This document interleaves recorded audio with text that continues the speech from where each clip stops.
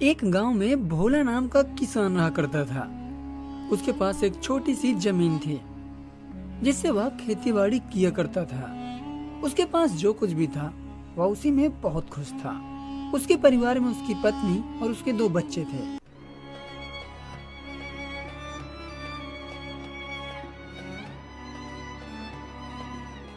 अरे भाग्यवान, आज खाना मिलेगा या फिर मुझे भूखा ही खेतों पर जाना पड़ेगा? जी बस बन गया है, खाना मैं अभी बांध देती हूँ। ठीक है, तुम खाना बांधो, तब तक मैं गौशाला से बैल को लेके आता हूँ।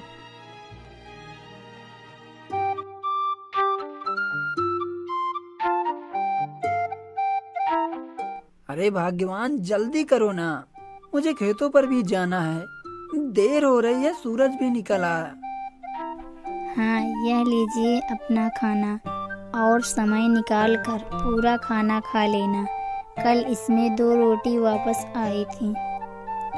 हाँ, कल वहाँ गर्मी ज्यादा थी, इसलिए 2 गिलास भरकर पानी पी लिया था, तो उसी से पेट भर गया था, इसलिए कुछ रोटी बच गई थी। अच्छा, तो पहले आज पूरा खाना खाना, उसके बाद ही पानी पीना।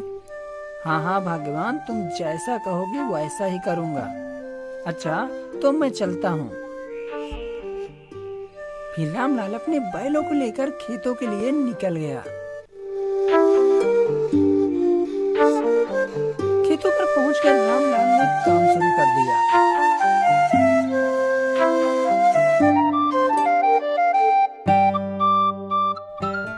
कुछ ही देर में बैल चलते चलते गिर जाता है। अरे बैल, क्या हुआ तुम्हें? तुम ऐसे क्यों बैठ गए? लगता है तुम थक गए हो। तुम भी बहुत बूढ़े हो चुके हो ना, और इतनी कड़ी धूप में तुम चल चल कर थक गए होगे। चलो कोई नहीं, तुम यहीं आराम करो, बाकी का खेत मैं जोत लेता हूँ। रामलाल अकेले ही खेत को जोतने लगता है।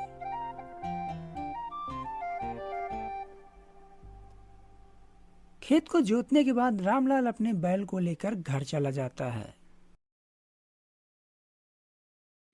बहुत समय पहले की बात है। सुंदरगंज नामक एक सुंदर सा गांव हुआ करता था। उस गांव में एक लकड़हारा रहता था जिसका नाम राजू था। राजू बहुत ही ईमानदार और मेहनती था। वो हमेशा अपने काम से खुश रहता था।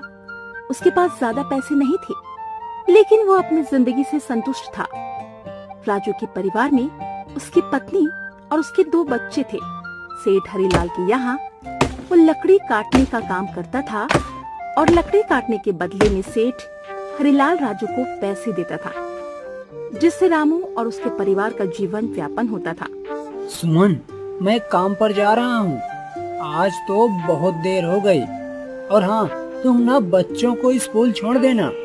जी, स्कूल तो मैं छोड़ आऊंगी, लेकिन मोनू और छोटू पिछले 2 दिनों से कह रहे हैं कि उनके स्कूल की टीचर स्कूल की फीस मांग रही है। हाँ, तो जाकर दे आओ ना स्कूल की फीस। अजी, कहाँ से दूं? आप जो पगार लाते हैं उसमें मुश्किल से तो घर चल पाता है। अब उतनी सी तनख्वाह में मैं बच्चों की फीस का इंतजाम कैसे करूं? मैं एक बात आपको साफ साफ कह देती हूँ, आप सेठ हरिलाल जी से पगार बढ़ाने की बात कहिए। दिन पर दिन खर्च बढ़ता जा रहा है। बाजार में अगर सब्जी लेने निकलो तो सब्जियों के दाम आसमान छू रहे हैं, और बच्चों की पढ़ाई का खर्चा, घर का खर्चा, अब इतनी कम तनख्वाह में कैसे गुजारा होगा? आप ही बताइए। अच्छा ठीक है, आज मैं सेठ जी से थोड़ा पगार बढ़ाने की बात करता हूँ। इतना कहकर रामू काम पर चला जाता है। अरे भाई, आज तो पगार का दिन है। देखो, अब यह सेठ हरिलाल कोई ना कोई लोचा जरूर करेगा। हमेशा कोई ना कोई बहाना बनाकर पगार कम कर देता है, और अगली बार तो मेरी आधी पगार काट ली थी, यह कहकर कि मैंने गोपाल से जो 300 रुपए उधार लिए थे उसका ब्याज बढ़कर 1000 रुपए हो गए। इसीलिए तुम्हारी पगार 1000 काट रहा हूँ। हाँ भाई श्याम, तुम एकदम ठीक कह रहे हो। यहाँ सेठ हरिलाल एक नंबर का चालाक और लालची इंसान है। एक तो 2 गुना काम लेता है और बदले में पैसे भी पूरे नहीं देता। हाँ भाई, अगली बार सेठ हरिलाल ने मेरे भी पगार काट लिए थे। मैंने तो बस 2 ही छुट्टी ली थी, और जब मेरी पत्नी बहुत बीमार थी और इस हरीलाल ने इस बात का फायदा उठाकर मेरी पूरी आधी पगार काट ली थी। हे भगवान, बस सेठ जी मेरी इस बार पूरी पगार दे दें, क्योंकि मुझे तो बच्चों की स्कूल की फीस भी भरनी है। इसके बाद सभी लकड़हारे अपने काम पर लग जाते हैं। काम करने के बाद वो सभी सेठ हरीलाल के पास जाते हैं। सेठ जी महीना पूरा हो गया है, हमें हमारी तनख्वाह दे दें। देखो भाइयों, अभी मेरे पास तुम्हें देने के लिए कोई पैसे नहीं है और अभी माल भी नहीं बिका है। सारा माल तो गोदाम में ही पड़ा हुआ है। देखो कल या परसों तक तुम सबको तुम्हारी तनख्वाह मिल जाएगी। पर सेठ जी अभी हमारे पास बिल्कुल भी पैसे नहीं है। घर का भी सामान लाना है, बच्चों की फीस भी भरनी है। अरे मैंने कहा तो सही, 1-2 दिन रुक जाओ, कल या परसों तक पैसे मिल जाएंगे। अभी मेरे पास पैसे नहीं हैं। सभी लकड़े निराश मन से अपने अपने घर जाते हैं।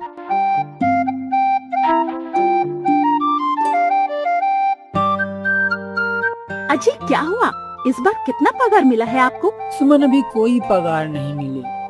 सेठ जी ने कहा है कि 1-2 दिन में पगार मिल जाएगी। पगार नहीं मिला? आपको तो पता है ना बच्चों की फीस भरनी है। इनकी स्कूल टीचर ने आज साफ साफ चेतावनी दी है कि अगर कल फीस नहीं लाई तो बच्चों को घर पर ही बिठा लेना। अब बताओ मैं क्या करूं? मैं क्या करूं सुमन, यह सेठ जी भी समय पर कभी भी पैसे नहीं देते हैं। अब तो बस हम इंतजार के सिवा और कुछ नहीं कर सकते। 1-2 दिन की ही तो बात है, देख लेते हैं। ऐसे ही 2 दिन गुजर जाते हैं।